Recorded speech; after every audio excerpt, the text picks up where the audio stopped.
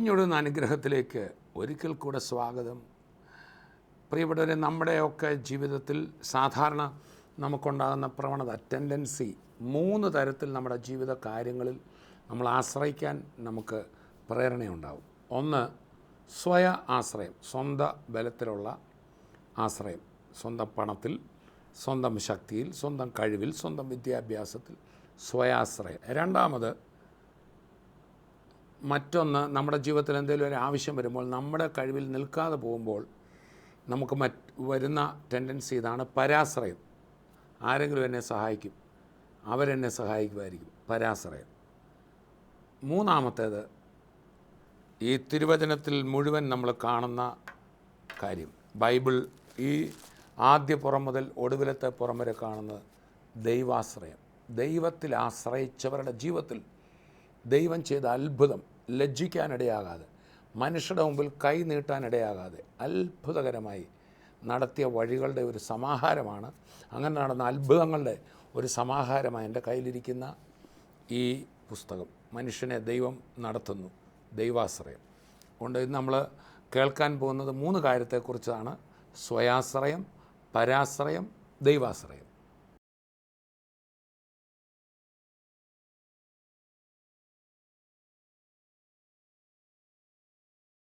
ഒരു വാക്യം വായിക്കാം.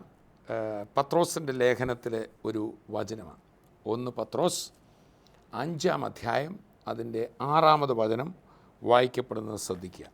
അതുകൊണ്ട് അവൻ തക്ക സമയത്ത് നിങ്ങളെ ഉയർത്തുവാൻ ദൈവത്തിൻ്റെ ബലമുള്ള കൈക്കീഴിൽ താണിരിപ്പീൻ. അതുകൊണ്ട് അവൻ തക്ക സമയത്ത് നിങ്ങളെ ഉയർത്തുവാൻ ദൈവത്തിൻ്റെ ബലമുള്ള കൈക്കീഴിൽ താണിരിപ്പീൻ. നമ്മൾ കേട്ടുകൊണ്ടിരിക്കുന്നത് സ്വയാശ്രയം, പരാശ്രയം, ദൈവാശ്രയം, ഈ 3 ആശ്രയങ്ങളെക്കുറിച്ച്.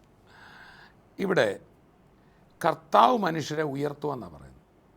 ദൈവത്തിൽ ആശ്രയിക്കുന്ന ഒരു വ്യക്തിയെ ദൈവം ഉയർത്തും, ഒരിക്കലും താഴാൻ സമ്മതിക്കത്തില്ല, ഉയർത്തും, മാനിക്കും. എന്നാൽ ഈ ലോകത്തിൽ 3 തരം ഉയർച്ചകൾ കാണാം. ഒന്ന്, സ്വയം ഉയരുന്നവരുണ്ട്. യേശു കർത്താവ് ഒരിക്കലും ഇങ്ങനെ പറഞ്ഞു, തന്നെത്താൻ ഉയർത്തുന്നവനെല്ലാം താഴ്ത്തപ്പെടും. എങ്ങനെങ്കിലും 10 പേരുടെ മുമ്പിൽ ഒന്ന് പേര് കാണിക്കാൻ, ഞാൻ ആളാണെന്ന് കാണിക്കാൻ ഒക്കെ ശ്രമിക്കുന്നവരുണ്ട്. സ്വന്തം കഴിവിനെ ഉയർത്തി കാണിക്കാൻ ശ്രമിക്കുന്നവരുണ്ട്. അതാണ് തന്നെത്താൻ ഉയർത്തുക. നമ്മളിപ്പോൾ നമ്മുടെ കാലയിൽ ഇങ്ങനെ പൊങ്ങി വിരലേൽ കുത്തി, കാൽ വിരലുകളിൽ കുത്തി വേണേൽ കുറേ നേരം നമുക്ക് എല്ലാവരേക്കാളും പൊങ്ങി നിൽക്കാൻ ശ്രമിക്കാം. പക്ഷേ നമ്മുടെ ശക്തി കുറഞ്ഞു പോവും. ആർക്കും അങ്ങനെ നിൽക്കാനൊക്കത്തില്ല. കുറച്ച് കഴിയുമ്പം കാല് തളരും, ഇരിക്കണമെന്ന് തോന്നും. ഒരിക്കലും എനിക്ക് എൻ്റെ ബലത്തിൽ പൊങ്ങി നിൽക്കാനൊക്കത്തില്ല. ഞാൻ എത്ര നേരം നിൽക്കുന്നു, തളർന്ന് താഴെ വീഴും. രണ്ടാമത്തെ ഒന്നാണ്, മനുഷ്യൻ എന്നെ ഉയർത്തണമെന്ന് ഞാൻ ആഗ്രഹിക്കുന്നത്. മറ്റു മനുഷ്യരുടെ തോളിൽ ഉയർന്നു നിൽക്കാനുള്ള ശ്രമം. കുറേ പേര് കൂടി എൻ്റെ പേര് പറഞ്ഞോണം, അല്ലെങ്കിൽ എന്നെ ആളാക്കിക്കോണം, നിങ്ങളൊക്കെ എൻ്റെ കൂടെ വേണം എന്നൊക്കെ പറയുന്നവരുണ്ട്. നമുക്കറിയാം, സാധാരണ കൂടുതൽ ആൾക്കാരുടെ നമ്മളെ പുറകിലുണ്ടെങ്കിൽ, അണികൾ ഉണ്ടെങ്കിൽ, അണികളുടെ ബലത്തിൽ നിൽക്കാൻ ആഗ്രഹിക്കുന്നുണ്ട്. ഈ മനുഷ്യരൊക്കെ എൻ്റെ കൂടെ കാണും, ഇന്നോരൊക്കെ ഉണ്ട്. ചിലരാണെങ്കിൽ അവരെ വേണേൽ പൈസയും കൂടെ കൊടുത്ത് കൂടെ നിർത്താൻ ശ്രമിക്കും. അപ്പോൾ അവിടെ നമ്മൾ കാണുന്ന മനുഷ്യർ നമ്മളെ ഉയർത്തുന്ന കുറേ പേര് കൂടി നമ്മളെ അങ്ങോട്ട് പൊക്കി എന്നിരിക്കട്ടെ. ഇയാൾ വലിയ ആളാണ്, പ്രസംഗകനാണ്, അല്ലെങ്കിൽ പാട്ടുകാരനാണ്, ഇതൊക്കെ പറഞ്ഞ് നമ്മളെ ഉയർത്തിയാൽ, പുകഴ്ത്തിയാൽ, മറ്റുള്ളവരുടെ ഈ പുകഴ്ച വാക്കുകളിൽ നമ്മൾ ഉയരാൻ ശ്രമിച്ചാൽ സംഭവിക്കുന്നത്, അവർ കുറച്ച് കഴിയുമ്പോൾ നമ്മളിൽ നിന്ന് എന്തെങ്കിലുമുള്ള താല്പര്യങ്ങൾ അവർക്ക് കിട്ടാതെ വരുമ്പം അവർ നമ്മളെ താഴ്ത്തിടും. ഇട്ടിട്ട് അടുത്ത ആളെ അവർ ഉയർത്തിപ്പിടിക്കുന്ന കാണാം. അതാണ് മനുഷ്യരുടെ പ്രത്യേകത. മനുഷ്യൻ്റെ കാലുകളിൽ ഉയരരുത്. നമ്മൾ വല്ലവരുടെയും തോളിൽ നമ്മളെ പൊക്കി പിടിച്ചുകൊണ്ടെന്നാൽ കുറച്ച് നേരം കഴിയുമ്പോൾ അവർക്ക് കൈ കഴിക്കും, കാല് കഴിക്കും, അല്ലെങ്കിൽ അവർക്ക് വേറെ താല്പര്യം വരുമ്പോൾ നമ്മളെ ഇട്ടിട്ട് അവർ പോകും. എന്നാൽ മൂന്നാമതൊരു ഉയർച്ചയുണ്ട്, അതാണ് ദൈവം ഉയർത്തുന്നത്. അതിനെക്കുറിച്ചാണ് നമ്മളിവിടെ വായിച്ച വാക്യം. 1 പത്രോസ് 5:6. അതുകൊണ്ട് അവൻ തക്ക സമയത്ത് നിങ്ങളെ ഉയർത്തേണ്ടതിന് അവൻ്റെ ബലമുള്ള കൈക്കെടുത്താണിരിപ്പിൻ. ഈ കരം ഭൂമിയിൽ നിന്ന് വരുന്നതല്ല. ഇവിടെ എന്നെ ഉയർത്തുന്നത് മനുഷ്യരല്ല, അദൃശ്യനായ ദൈവം തന്നിൽ ആശ്രയിക്കുന്നവരെ തൻ്റെ കരം ഉയരത്തിൽ നീട്ടി എന്നെ വിടുവിക്കുക. ഇത് ഉയരത്തിൽ നിന്നുള്ളതാകയാൽ ആർക്കും എന്നെ താക്കാനൊക്കത്തില്ല. ഞാൻ സ്വയം ഉയർന്നാൽ, വേറെ ആരെങ്കിലും എന്നേക്കാൾ ഉയർന്നാൽ, അല്ലെങ്കിൽ അവർക്കെന്നെ വേണം താഴ്ത്താം, അല്ലെങ്കിൽ ഞാൻ മനുഷ്യരുടെ താല്പര്യങ്ങളിൽ ഉയർന്നാൽ അവർക്കെന്നെ താഴ്ത്താം. പക്ഷേ കർത്താവ് ഒരാളെ ഉയർത്തിയാൽ ആ വ്യക്തിയെ താഴ്ത്തുവാൻ ആർക്കും സാധ്യമല്ല. സോ 3 തരം ആശ്രയങ്ങളെക്കുറിച്ചാണ് നമ്മൾ കേൾക്കാൻ പോകുന്നത്. 1 സ്വയാശ്രയം, 2 പരാശ്രയം, 3 ദൈവാശ്രയം. ഇതിനെല്ലാം ഉദാഹരണങ്ങളായി ഈ തിരുവചനത്തിൽ അനേകമുണ്ട്. അപ്പോൾ തന്നെ ദൈവത്തിൽ എനിക്കങ്ങനെ ആശ്രയിക്കാൻ പറ്റും. നമ്മൾ സാധാരണ ഒരു കാര്യം വരുമ്പോൾ പെട്ടെന്ന് മനുഷ്യന് കണ്ണിൽ കാണുന്നതിലല്ലേ ആശ്രയിക്കാനൊക്കത്തുള്ളൂ. എനിക്കിപ്പോൾ ഒരു ആവശ്യം വന്നാൽ പെട്ടെന്ന് ഞാൻ ചിന്തിക്കുന്ന എനിക്ക് പൈസ ഉണ്ടല്ലോ, അല്ലെങ്കിൽ എനിക്ക് കുറച്ച് വസ്തു കിടപ്പുണ്ടല്ലോ, ഒന്നുമില്ലേലും എനിക്ക് ഇന്ന ജോലിയൊക്കെ അറിയാമല്ലോ, ഇപ്പോഴത്തെ ജോലി പോയാലും ഇന്ന പണി ചെയ്യുക, അത് എന്നിൽ ഞാൻ ആശ്രയിക്കുക. മനുഷ്യൻ പെട്ടെന്ന് കാണുന്ന കാര്യങ്ങളിൽ ആശ്രയിക്കുന്നു അല്ലേ? അപ്പോൾ തന്നെ ഇനി എൻ്റെ കഴിവുകൾ തീർന്നാൽ പെട്ടെന്ന് മനുഷ്യൻ മറ്റുള്ളവരിൽ ആശ്രയിക്കുമ്പോഴും അവൻ കാണുന്നിടത്തോട്ടുണ്ട് ആ മനുഷ്യൻ്റെ കയ്യിൽ പൈസ ഉണ്ട്, ഇന്നയാൾ ഇന്ന പോലെയൊക്കെ ചെയ്യാൻ പറ്റുന്ന ആളാണ്, അയാളെ പോയി ആശ്രയിക്കാം. അതാണ് പരാശ്രയം. എന്നാൽ 3ാമത്തെ ആശ്രയമാണ് ദൈവാശ്രയം. പക്ഷേ ഒരു പ്രശ്നം ഇവിടെയുണ്ട്. ദൈവത്തെ ആരും ഒരു നാളും കണ്ടിട്ടില്ലല്ലോ. ഇവിടെ പോയി ആശ്രയിക്കുക? ദൈവം എവിടെ ഇരിക്കുക? ദൈവത്തെ അങ്ങനെ കാണാൻ പറ്റും? അതിനും കൂടെ ഉള്ളൊരു മറുപടിയാണ്. അതിനാണ് ക്രിസ്തുവിനെ ദൈവം ഈ ഭൂമിയിലേക്ക് വിട്ടത്. നമ്മൾ യോഹന്നാൻ്റെ സുവിശേഷം 1-ാം അധ്യായം 17-18 ആ ഭാഗങ്ങൾ വായിക്കുമ്പോൾ ഇങ്ങനെ വായിക്കുന്നു, ദൈവത്തെ ആരും ഒരു നാളും കണ്ടിട്ടില്ലല്ലോ. അതെ, കണ്ടിട്ടില്ലല്ലോ. എവിടെ ചെന്ന് ദൈവം ഉണ്ടെന്ന് കാണും? ആര് പറയുന്നിടത്താ ദൈവം? ആരാ ദൈവം? എവിടാ ദൈവം? ദൈവത്തിന് ഞാൻ വല്ലതും കൊടുക്കണോ? ആര് പറയുന്നത് ശരി എന്നൊക്കെ ഒത്തിരി കൺഫ്യൂഷൻ വരുമ്പോൾ യഹൂദജനത്തിന് ഏറ്റവും അധികം ദൈവം തന്നെ വെളിപ്പെടുത്തിയ സത്യദൈവം, ജീവനുള്ള ദൈവം, ഏക ദൈവം ഏറ്റവും കൂടുതൽ ഇസ്രായേലിന് സ്വന്തം വെളിപ്പെടുത്തലുകൾ കൊടുത്തു. ഇസ്രായേലിന് അത് കൊടുത്തത് ഇസ്രായേലിനെ മാത്രം ദൈവം സ്നേഹിച്ചുകൊണ്ടല്ല. നമുക്കറിയാമല്ലോ, ദൈവപുത്രനെ ക്രൂശിച്ചവരാണ് ഇസ്രായേൽക്കാർ.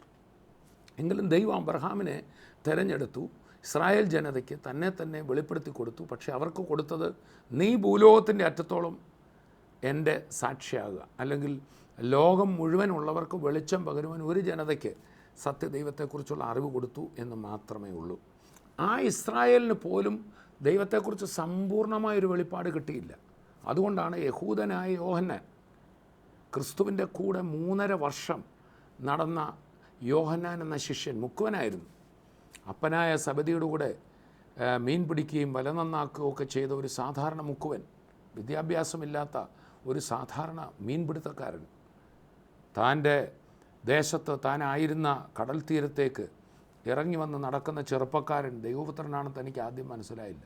പക്ഷേ അവിടുത്തെ നാവിൽ നിന്ന് വന്ന വാക്കുകൾ അവൻ കടലിനെ അടക്കിയപ്പോൾ, അവിടുന്ന് തന്നെ ശിഷ്യന്മാരിൽ ഒരാളായി ക്ഷണിച്ച് കൊണ്ടുപോയപ്പോൾ, ആ സ്നേഹം കണ്ടപ്പോൾ, മഹാപാപിയെപ്പോലും സ്നേഹിക്കുന്ന ആ ദിവ്യ സ്നേഹം കണ്ടപ്പോൾ യഹൂദനായ യോഹന്നാൻ തനിക്ക് ഏതൊരു യഹൂദനും അറിയാവുന്ന പോലെ പഴയ നിയമത്തിലെ ക്രിസ്തുവിന് മുമ്പുള്ള ഗ്രന്ഥങ്ങളിൽ നിന്ന് പറഞ്ഞിരിക്കുന്ന മശിഹായാണ്, ലോകരക്ഷകനായി ഈ ഭൂമിയിലേക്ക് അയക്കുമെന്ന് പറഞ്ഞ ആളാണ് ഇപ്പോൾ എൻ്റെ ഗ്രാമത്തിലൂടെ, ഞാൻ മീൻ പിടിക്കുന്ന സ്ഥലത്തൂടെ വന്നിരിക്കുന്നത് എന്നുള്ള ബോധ്യം യോഹന്നാനുണ്ട്. യോഹന്നാനൊക്കെ ആദ്യം പത്രോസ് അടക്കം എല്ലാവരും ക്രിസ്തുവിനെ ശങ്കയോടെയാണ് നോക്കിയത്. പക്ഷേ ആ ക്രിസ്തുവിൻ്റെ ദിവ്യ സ്നേഹം ലോകത്തിൽ ഒരു മനുഷ്യനും പ്രദർശിപ്പിക്കാൻ കഴിയാത്ത ദൈവ സ്വഭാവങ്ങൾ ക്രിസ്തുവിൽ വെളിപ്പെട്ടപ്പോൾ ആ കണ്ട യോഹന്നാൻ്റെ സുവിശേഷത്തിൽ എഴുതുക, ദൈവത്തെ ആരും ഒരു നാളും കണ്ടിട്ടില്ല. യോഹന്നാൻ പറയുക, എൻ്റെ കുടുംബാംഗങ്ങൾ ആരെങ്കിലും കണ്ടെന്ന് പറഞ്ഞാൽ ഞാൻ സമ്മതിക്കത്തില്ല. ഞാൻ പറഞ്ഞ യഹൂദ ജനത യെരുശലേം ദേവാലയത്തിലും മരുഭൂമിയിലുമൊക്കെ ദൈവത്തെ ആരാധിച്ച, പർവ്വതത്തിൽ വെളിച്ചം കണ്ട മോശയെ പോലെയുള്ളവരൊക്കെ ദൈവത്തെ കണ്ടെന്ന് പറഞ്ഞുകൊണ്ട്, പക്ഷെ ഞാൻ സമ്മതിക്കത്തില്ല, അവരൊന്നും കണ്ടിട്ടില്ല.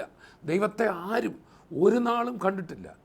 അവൻ്റെ മടിയിലിരിക്കുന്ന ഏകജാതനായ പുത്രൻ അവനെ വെളിപ്പെടുത്തിയിരിക്കുന്നു. എന്നിട്ട് യോഹന്നാൻ പറയുക, അവൻ്റെ തേജസ്, ഏകജാതനായവൻ്റെ തേജസ്സായി ഞങ്ങൾ കണ്ടു, ഞങ്ങളുടെ കണ്ണുകൊണ്ട് കണ്ടതും ഞങ്ങളുടെ ചെവി കേട്ടതും ഞങ്ങൾ തൊട്ടതും ഞങ്ങൾ അറിയിക്കുന്നു. അവനാ യഥാർത്ഥ വചനം, അവനാ ദൈവം. അവൻ ദൈവം മനുഷ്യനായിട്ട് വന്നതാണ്. ഞങ്ങൾക്ക് സംശയമില്ല. ഇതുപോലൊരു സ്നേഹവാനെ ഞങ്ങൾ കണ്ടിട്ടില്ല. ഞങ്ങൾക്ക് വേണ്ടി ജീവൻ തന്നവൻ, മരിച്ചുയർത്തവൻ. യോഹന്നാന് സാക്ഷ്യം ഒത്തിരി പറയാനുണ്ട്. ആ യോഹന്നാനാ പറയുന്നത്, ആരെങ്കിലും എവിടെങ്കിലും അതേ മരുഭൂമിയിൽ കണ്ടെന്ന് പറഞ്ഞാൽ, അല്ലെങ്കിൽ മോശ പർവ്വതത്തിൽ കണ്ടെന്ന് പറഞ്ഞാൽ, അതൊക്കെ ഒരു ദൈവ വെളിപ്പാടിൻ്റെ ഭാഗമായിരിക്കും. യോഹന്നാൻ പറഞ്ഞു, ഞാൻ സമ്മതിച്ചു തരില്ല, ഇല്ല, അതല്ല, ഞങ്ങൾ കണ്ടതാവൻ, ഞങ്ങൾ കണ്ട ആ സ്നേഹവാൻ, ജീവൻ തന്നവൻ, ഉയർത്തെഴുന്നേറ്റവൻ, ലോകാവസാനത്തോളം കൂടെ ഇരിക്കുന്നവൻ, ഇനിയും വരാൻ പോകുന്നവൻ, അവനാ, ആ യേശുവാ പിതാവിനെ വെളിപ്പെടുത്തിയത്. ഇന്ന് നമ്മുടെ മധ്യത്തിൽ നടക്കുന്ന അത്ഭുതങ്ങളും അടയാളങ്ങളും കാണുമ്പോൾ ഒന്നോർത്തെ, 2000 വർഷം മുമ്പ് കുരുട്ട് കണ്ണുകളെ തുറന്നവൻ ഇന്നും ചെയ്യുകയാണ്. രോഗികളെ സൗഖ്യമാക്കുന്നവൻ എന്നും ചെയ്യുക. ഏറ്റവും അത്ഭുതമല്ലേ, ക്രിമിനലുകൾ, ഒരു പോലീസിനും കോടതിക്കും ശിക്ഷയ്ക്കും മാറ്റാൻ കഴിയാഞ്ഞ ക്രിമിനലുകൾ ക്രിസ്തുവിൻ്റെ സ്നേഹം വരുമ്പോൾ രൂപാന്തരപ്പെടുക. സ്വർഗീയ വിരുന്നിൽ കോട്ടയത്ത് തന്നെ എനിക്കറിയാവുന്ന 100 കണക്കിന് പേർ, പോലീസുകാർക്കൊക്കെ തലവേദനയായിരുന്നവർ രൂപാന്തരപ്പെട്ടു. മാത്രമല്ല, നമ്മുടെ ഓരോ സ്ഥലങ്ങളിൽ, സ്വർഗീയ വിരുന്നിൽ മാത്രമല്ല, ലോകത്തിൽ എവിടെയും നോക്കിക്കാട്ടെ, പൗലൂസ് എന്ന കൊലപാതകിയെ യേശു മാറ്റി. അതെ, നരഭോജികൾ നരസ്നേഹികളാകുന്നത് കാണുമ്പോൾ, ക്രിമിനലുകൾ രൂപാന്തരപ്പെടുന്നത് കാണുമ്പോൾ, യേശു ക്രിസ്തുവിൻ്റെ സുവിശേഷത്താൽ അത്ഭുതങ്ങൾ, അടയാളങ്ങൾ, വീര്യപ്രവർത്തികൾ, കുടുംബങ്ങൾ സമാധാനത്തിലേക്ക് വരുന്നത് കാണുമ്പോൾ നമുക്കറിയാം യേശു ജീവനോടെ ഇരിക്കുന്നു. അങ്ങനെയാണെങ്കിൽ ഈ ദൈവത്തെ വെളിപ്പെടുത്തിയത് കർത്താവായ യേശു ക്രിസ്തുവാണ്. മാനവജാതിക്ക് മുഴുവൻ ദൈവം ഇങ്ങനെ, ദൈവം കരുണയുള്ളവനാണ്. പഴയ നിയമത്തിലൊക്കെ ആണെങ്കിലും ദൈവത്തിൻ്റെ അടുക്കൽ ചെല്ലണമെങ്കിൽ യാഗ വഴിപാടുകളും ഒക്കെ ആയിട്ട് ചെല്ലണം. പക്ഷേ കർത്താവിൻ്റെ അടുക്കൽ യാഗവും കൊണ്ട് ചെല്ലേണ്ട, വഴിപാടും കൊണ്ട് ചെല്ലേണ്ട, നമ്മുടെ ബലഹീനതകളും പാപങ്ങളും നമ്മുടെ വീഴ്ചകളുമായിട്ട് അങ്ങ് ചെന്നാൽ മതി. ഒരപ്പനോട് നമ്മൾ പൈസ കൊടുത്തിട്ടല്ലല്ലോ ഒന്നും വാങ്ങുന്നത്. അങ്ങനെയാണെങ്കിൽ സകലവും സൗജന്യമായി തൻ്റെ ജീവനെ, തൻ്റെ ജീവരക്തം നമ്മുടെ വീണ്ടെടുപ്പിനായി, നമ്മുടെ പാപമോചന യാഗമായി സ്വയം അർപ്പിച്ച ക്രിസ്തുവിൻ്റെ ആ സ്നേഹത്തിലൂടെയാണ് നമ്മൾ ദൈവത്തെ അറിയുന്നത്. അപ്പം അതാണ് നമ്മളിങ്ങനെ വായിക്കുന്നത്, ദൈവത്തെ ആരും ഒരു നാളും കണ്ടിട്ടില്ല, പുത്രൻ അവനെ വെളിപ്പെടുത്തി. അതുപോലെ തന്നെ യേശു പറഞ്ഞു, ഞാൻ തന്നെ വഴിയും സത്യവും ജീവനുമാണ്, എന്നിലൂടെ നിങ്ങൾക്ക് പിതാവിൻ്റെ അടുക്കലെത്താം. അത് തന്നെയാണ് കർത്താവ് വീണ്ടും പറയുകയാണ്, എന്നെ കണ്ടവൻ പിതാവാം ദൈവത്തെ കണ്ടിരിക്കുന്നു. എൻ്റെ നാമത്തിൽ നിങ്ങൾ എന്തപേക്ഷിച്ചാലും പിതാവ് നൽകിത്തരും. അതുകൊണ്ടാണ് ഇബ്രായ ലേഖനത്തിൽ പറയാണ്, പുത്രൻ മുഖേന പിതാവിനോട് അടുക്കുവാൻ നമുക്കൊരു പുതിയ വഴി തുറന്നിരിക്കുന്നു. ആ വഴിയിലൂടെ കരുണയുടെ സിംഹാസനത്തിനടുത്തേക്ക്, അത് ശിക്ഷയുടെ സിംഹാസനത്തിലല്ല കർത്താവ് ഇന്നിരിക്കുന്നത്, ഒരു ന്യായാധിപനായിട്ടല്ല, നമ്മുടെ കുറ്റങ്ങൾ കണ്ടുപിടിക്കാനല്ല, നമ്മുടെ തെറ്റുകളിലും നമ്മുടെ കുറ്റങ്ങളിലും വീഴ്ചകളിലും കരുണ കാണിക്കുന്ന ഒരു സിംഹാസനത്തിൽ കർത്താവ് ഇന്നിരിക്കുകയാണ്. ആ സിംഹാസനത്തിനടുത്തേക്ക് നമുക്ക് കടന്നു ചെല്ലാൻ പറ്റും. നമ്മുടെ ചില പ്രത്യേക പദ്ധതികളൊക്കെ ഗവൺമെൻറ് ഇടുമ്പോൾ ചിലപ്പോൾ മുഖ്യമന്ത്രിയോ അല്ലെങ്കിൽ അങ്ങനെയുള്ള മന്ത്രിമാരൊക്കെ ജനസമ്പർക്കത്തിനായി അവിടെ വരുന്നത്, അവിടെ ശിക്ഷ നടത്താനല്ല, ജനങ്ങളുടെ ആവശ്യങ്ങൾ കണ്ട് കരുണ കാണിക്കാനായിട്ട്. അവിടെ ഇരുന്നുകൊണ്ട് ഒരിക്കലും ഒരു ശിക്ഷയല്ല നടത്താൻ പോകുന്നു. എന്നതുപോലെ കർത്താവ് ദൈവത്തിൻ്റെ ദിവ്യ സ്വഭാവം യേശുക്രിസ്തു വെളിപ്പെടുത്തിക്കൊണ്ട് കൃപയുടെ സിംഹാസനത്തിലിരിക്കുക. ഇന്ന് ഏത് വ്യക്തിക്കും കർത്താവിൻ്റെ അടുക്കൽ വരാം. അപ്പോൾ നമ്മൾ കേട്ടുകൊണ്ടിരിക്കുന്ന കാര്യം, 1 സ്വയാശ്രയം, 2 പരാശ്രയം, 3 ദൈവാശ്രയം. ആ ദൈവത്തെ ആർക്കും കാണാത്തത് കൊണ്ട് പെട്ടെന്ന് മനുഷ്യന് കാണാവുന്നതിൽ ആശ്രയിക്കും. എൻ്റെ പണം, എൻ്റെ കഴിവ്, എൻ്റെ വിദ്യാഭ്യാസം, അത് തീരുമ്പോൾ ഇന്നയാളുടെ കഴിവ്, ഇവരെ നോക്കും. അതിലെ മനുഷ്യനെ ആശ്രയിക്കത്തുള്ളൂ. പക്ഷേ ദൈവത്തെ കാണാൻ മേല. പക്ഷേ ദൈവത്തെ നമുക്ക് വെളിപ്പെടുത്തിയിരിക്കുകയാണ് കർത്താവായ യേശു ക്രിസ്തു. അതിനുവേണ്ടി ഇന്ന് ഈ വചനം നമ്മുടെ അടുക്കൽ വരുന്നത്. സ്വന്തം ബലത്തിൽ ആശ്രയിച്ച് തളർന്നവർ, മനുഷ്യരുടെ അടുക്കൽ ചെന്ന് കൈ നീട്ടിയപ്പോൾ നിങ്ങൾക്ക് നാണമില്ലേ, പോകാൻ മേലെ എന്ന് ചോദിച്ച നിന്നാ വാക്ക് കേട്ടവർ, അവർക്ക് വേണ്ടി ഒരു കരം നീണ്ടുവരുന്നു. അതാണ് യേശു ക്രിസ്തുവിൻ്റെ കരം. നമ്മൾ ഈ ബൈബിളിൽ ഈ ആദ്യം സ്വയത്തിൽ ആശ്രയിക്കുകയും തുടർന്ന് മനുഷ്യനിൽ ആശ്രയിക്കുകയും തുടർന്ന് ഈ ആശ്രയമെല്ലാം വിട്ട് പിതാവിൽ ആശ്രയിക്കുകയും ചെയ്ത ഒരു മകൻ്റെ കഥ വായിക്കുന്നുണ്ട്. മുടിയനായ പുത്രൻ്റെ കഥയെന്ന് എല്ലാവരും പറയുന്നത് ലൂക്കോസിൻ്റെ സുവിശേഷം 15-ാം അധ്യായത്തിൽ നമ്മളിങ്ങനെ വായിക്കുന്നു. ആ മകന് പിതാവിൻ്റെ അടുക്കൽ ചെന്നിട്ട് പറഞ്ഞു, എനിക്ക് വസ്തുവകയിൽ വരേണ്ടുന്ന എൻ്റെ അവകാശം ഇനി തരാൻ പറഞ്ഞു. അങ്ങനെ പിതാവ് ചേട്ടനും അനിയനും വേണ്ടി തൻ്റെ മുതൽ മുഴുവൻ പകുത്ത് അനിയൻ്റെ മുഴുവൻ കൊടുത്തു. അനിയൻ അപ്പോൾ തന്നെ ഈ വസ്തുവക മുഴുവൻ വിറ്റു, ഒത്തിരി പണം സമ്പാദിച്ചു. ഇപ്പോൾ അദ്ദേഹം പറഞ്ഞു, എനിക്കിഷ്ടം പോലെ പൈസ ഉണ്ട്, എനിക്കൊരു പ്രശ്നവുമില്ല. അതാണല്ലോ, അവൻ ആ വസ്തുവെല്ലാം വിറ്റ് പണവുമായി ദൂരദേശത്ത് പോയി. ഇനി എനിക്ക് ആരും വേണ്ട, അപ്പനും വേണ്ട, ആരും വേണ്ട, എനിക്കറിയാം പൈസ ഉണ്ട് എന്താ നടക്കാത്ത. എന്നെ കേൾക്കുന്ന എല്ലാവരോടും ഞാൻ പറയട്ടെ, ചെറുപ്പക്കാരടക്കമുള്ളവരോട് പറയട്ടെ, അതൊന്നും നിലനിൽക്കണമെന്നില്ല. അവൻ ദൂരദേശത്ത് പോയി വസ്തുവകയെല്ലാം നാനാവിധമാക്കി എന്ന് നമ്മൾ വായിക്കും. അവൻ്റെ ചേട്ടൻ വന്ന് പറയുമ്പോൾ വേശ്യമാരോടുകൂടെ അവൻ്റെ മുതൽ കളഞ്ഞെന്ന് ഒരുപക്ഷെ ഇവിടെ വാർത്ത വന്നിട്ടായിരിക്കും. എന്തുവാകട്ടെ, കുറേ പൈസ കയ്യിലുണ്ടെങ്കിൽ തീരാൻ എന്ത് സമയമാണ് വേണ്ടിയത്. ഈ മുടിയനായ പുത്രൻ എല്ലാം തീർന്നു കഴിഞ്ഞപ്പോൾ തൻ്റെ പണം തീർന്നു, തൻ്റെ കൂട്ടുകാരെല്ലാം 4 വഴിക്ക് പോയി. പൈസ ഉള്ളപ്പം ഉയർത്താൻ ഒത്തിരി പേര് കാണുമല്ലോ, എല്ലാവരും 4 വഴിക്ക് പോയി. നമ്മളിങ്ങനെ വായിക്കുന്നു, ഒടുവിൽ താൻ വിശന്നും മരിക്കാറായപ്പോൾ താൻ ജോലി തേടി പോവുക. അങ്ങനെ ആ നാട്ടിൽ ഒരു മനുഷ്യനെ പോയി കണ്ടിട്ട്, ഇതൊരു യഹൂദൻ്റെ കഥയാണല്ലോ പറയുന്നത്. യഹൂദന്മാർ ഒരിക്കലും അവർ ചെയ്യാത്ത പന്നി മേയ്ക്കുകയോ പന്നി വളർത്തുകയോ പന്നിമാംസം തിന്നുകയോ അവർ ചെയ്യില്ല. എന്നാൽ ആ വിജാതിയരുടെ ദേശത്ത്, ദൂരദേശത്ത് താൻ പോയല്ലോ, തൻ്റെ അപ്പൻ്റെ ഭവനത്തിൽ നിന്ന് പോയി അവിടെ പന്നികളെ മേയ്ക്കുന്ന ഒരു സ്ഥലത്ത് ഒരു യജമാനെ പോയി കണ്ട്, എനിക്ക് എന്തെങ്കിലും പണി വേണം, തിന്നാനൊന്നുമില്ലെന്ന് പറഞ്ഞപ്പോൾ അവനെ പന്നി മേയ്ക്കാനായിട്ട് വിടുകയാണ്. ഇയാളോ ഇയാളുടെ പാരമ്പര്യത്തിൽ ആരോ ചെയ്തിട്ടില്ലാത്ത ജോലികൾ ചെയ്യുകയാണ്. നമ്മൾ വായിക്കുന്ന ഒടുവിൽ അവിടെ പന്നി തിന്നുന്ന വാളവരെ പോലും അവന് കിട്ടിയില്ല. എന്ന് പറഞ്ഞാൽ അവന് കൂലി കൊടുത്തില്ല, നീ ഇവിടെ പോയി പണിതോളാൻ പറഞ്ഞു. ഭക്ഷണം പോലും കൊടുത്തില്ല, മനുഷ്യരിൽ ആശ്രയിച്ചു. ദേശത്തെ ഒരു മുഖ്യനെ പോയി കണ്ടു. ഒരു ദേശത്തെ ഉന്നതനും നമ്മളെ ചിലപ്പോൾ സമയത്ത് സഹായിച്ചില്ലെന്നിരിക്കത്തില്ല. സഹായിക്കാൻ പോയ ആൾ മുതലെടുക്കുക. നമ്മളെ ഒരു നേരത്തെ കഞ്ഞിക്കാവുക, പക്ഷേ നമ്മളെ മുതലെടുക്കുക. ഈ വ്യക്തിയെ മുതലെടുത്തു. പന്നിക്ക് വാളവരെ ഇട്ട് കൊടുക്കും, അതിലൊരെണ്ണം തിന്നാൻ പോലും സമ്മതിക്കാത്ത സ്ഥിതി വന്നപ്പോൾ നമ്മൾ വായിക്കുന്ന ഈ മനുഷ്യൻ അപ്പൻ്റെ വീടിനെക്കുറിച്ച് ഓർത്തു. വാസ്തവത്തിൽ കർത്താവായ യേശുക്രിസ്തു ഇത് ദൈവത്തിൻ്റെ അടുക്കൽ പാപികൾ വരുന്നതിനെക്കുറിച്ച്, അഥവാ യേശുക്രിസ്തുവിൻ്റെ അടുക്കൽ പാപികളും ദോഷികളും ഒക്കെ ആൾക്കാർ വന്നപ്പോൾ അന്നത്തെ പരീശന്മാർ വിമർശിച്ചു. ലൂക്കോസിൻ്റെ സുവിശേഷം 15 ആദ്യം വായിക്കുമ്പോൾ കണ്ടോ, ഇവൻ ചുങ്കക്കാരോട് തിന്നുന്നു, പാപികളോട് തിന്നുന്നല്ലോ എന്ന് പറഞ്ഞപ്പോൾ ആ വിമർശിച്ചവരോട് പറഞ്ഞ കഥയാണ്.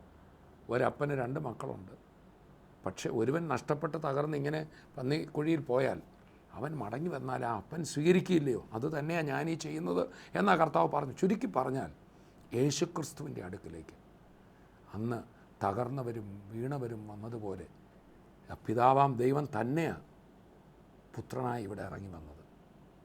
യേശു പറഞ്ഞു, പിതാവും ഞാനും ഒന്നാകുന്നു. നമ്മളെ സ്നേഹിക്കുന്ന പിതാവ് ദൈവം. ഇനി ദൈവത്തെ ആശ്രയിച്ച് നമ്മളെങ്ങോട്ടും പോകേണ്ട, ഇതാ അവൻ നമ്മുടെ അടുക്കൽ വന്നിരിക്കും. അതിൻ്റെ ഭാഗമായിട്ടാണ് ഈ സന്ദേശം നിങ്ങളുടെ വീടുകളിൽ എത്തിയിരിക്കുന്നത്. ടെലിവിഷൻ പ്രോഗ്രാമിലൂടെ ആയിരിക്കാം, വെബ്സൈറ്റിലൂടെ ആകാം, വെബ് ടി വിയിലൂടെ ആകാം, നിങ്ങളുടെ സ്മാർട്ട് ഫോണിലോ ആയിരിക്കാം ഇത് കേൾക്കുന്നത്. ദൈവം തന്നിൽ ആശ്രയിക്കാൻ മകനെ മകളെ എന്ന് വിളിച്ചുകൊണ്ട് നമ്മുടെ അടുക്കൽ വന്നിരിക്കുകയാണ്. കർത്താവിൻ്റെ ദാസൻ തങ്കുബ്രദർ എന്നോട് തൻ്റെ അനുഭവം പറഞ്ഞിട്ടുണ്ട്. ആദ്യമൊക്കെ ദൈവമുണ്ട്, ദൈവത്തെ വിശ്വസിച്ചിരുന്നു, പ്രാർത്ഥിക്കുമായിരുന്നു. പക്ഷേ യൗവന പ്രായത്തിലെത്തിയപ്പോൾ ഒരു ഘട്ടം വന്നപ്പോൾ ഈ ആത്മീയത തന്നെ ഒരു കബളിപ്പിക്കലാണ്. ഈ മതവും ദൈവവിശ്വാസവും എല്ലാം മനുഷ്യനെ പിടുങ്ങാനുള്ളൊരു പരിപാടിയാണ് എന്നൊരു ചിന്തയിലേക്ക് താൻ വന്നു. ആ സമയത്ത് ബിസിനസ് ഉണ്ടായി.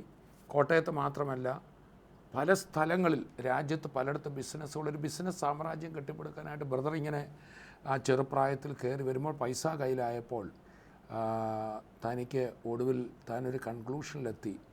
ഈ മതവിശ്വാസവും ദൈവവും എന്നൊക്കെ പറഞ്ഞ ചുമ്മാതാ.